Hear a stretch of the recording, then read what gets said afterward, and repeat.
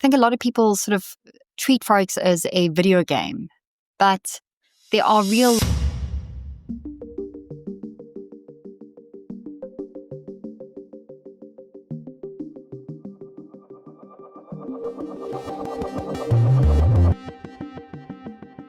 Hi, welcome back to Let's Talk Forex. I'm Alison, and as always, I'm joined by Chris. How's it going, Chris? Yeah, not bad, Alison. Not bad. I'm just fresh back from holiday. Spent the last week and a half on the coast of Tuscany in Italy. It was amazing. What was the weather like? It was warm. It was, low 30s. But we're staying in a big villa with a swimming pool, so could just throw ourselves in the water whenever we got too hot. Also, ate my body weight in pasta and prosciutto. Drank too much wine. Yeah, it was fantastic. I mean, it's exactly what you want from an August summer holiday. Wonderful. Well, it's good to have you back.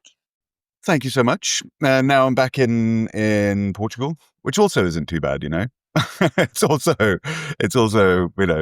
30 degrees and sunny, and it's going to the beach this weekend. So plus a change.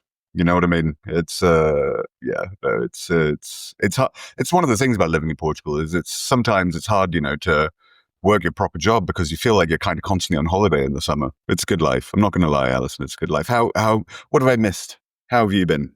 Yeah, good. What can I tell you? Not much, I guess. How's winter?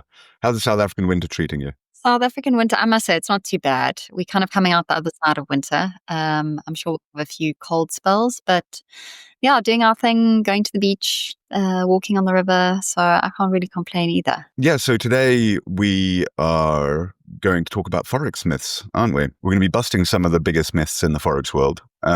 Stuff like you need a great strategy, or how to become a Forex millionaire overnight, stuff like that. Yeah, because if that were true, then we'd all be sipping pina coladas on the beach somewhere. But, that's the thing that, and I guess that's a perception that most sort of wannabe Forex traders come across, especially on YouTube and that. And it's outdated, or if not, downright wrong. So today, I guess our job is to set the record straight and get a little bit more realistic about what Forex trading really is. Okay, yeah, so let's start with the big one, which is strategy is everything. And this is the idea that success in Forex is all about having a perfect strategy.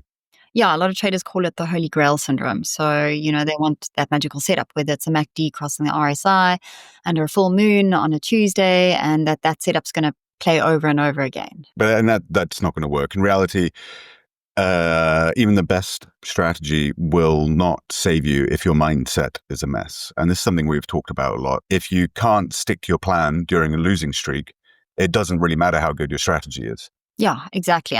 Trading really is, 20% strategy and 80% psychology. People often think that you sort of overemphasizing the psychological side of things, but if you're not managing your fear, your greed, your overconfidence, your FOMO, those are the landmines that end up blowing your account. And that's basically what separates the pros from the gamblers. Absolutely. And that's really good. I think a really good analogy there, because if you're not listening to your mindset, if you're not aware of your psychology and controlling your psychology, you are basically gambling. Because, the funny thing is most people already have a good strategy. Getting a good strategy isn't really that tough, It's just they then sabotage it with poor discipline or revenge trading. And the next myth is that anyone can trade Forex. You often hear on YouTube that anybody can make money trading Forex, but that's unfortunately simply not true. No, it isn't. I wish it were true, but it isn't. The trading demands a very specific temperament. You need emotional resilience, patience, and the ability to lose money without losing your mind, I think is pretty key here as well. Yeah, I think a lot of people sort of treat Forex as a video game, but there are real losses and there are real stress and real consequences. And if you don't know how to handle that, then Forex is basically going to just chew you up and spit you out. Yeah. And some people, they're just not wired for it. Your brain just isn't wired for it. And that's fine. That's okay. There's no shame in realizing that. Knowing your limits is a really important part of growing up, really important part of understanding yourself. And, if you're finding that you literally cannot make that temperament work in Forex trading, then, move on. Just chalk it up to, well, it's not built for you, and that's okay. Yeah, just as if, just as not everybody's meant to be a firefighter or a nurse or, it's just different jobs are, suit some personalities better. And it's absolutely the same with Forex trading. Let's talk about myth number 3 now, which is that Forex trading is easy money. And this one, it really gets to me. And I think it gets to you as well, Alison. So you see this a lot. YouTube, we were just talking there, YouTube is flooded with guys in Lamborghinis, mansions, and influencers saying that, they made $5,000 in a day or they made $10,000 in a day with this setup. And it's really harmful. Yeah. And, even if it were true, and in some cases it might be, but what they're not showing you is, the 14-hour days, the thousands in losses before that, and the years of struggle, and the mental breakdowns to get to that point. Yeah, absolutely. Trading is really hard, and yeah, what you see on these superficial surface videos, it can be really bad. It's Forex is a zero-sum game, right? If someone's winning, then someone else is losing somewhere. And if it were easy, then banks wouldn't hire people with doctorates to do it. It's not an easy game.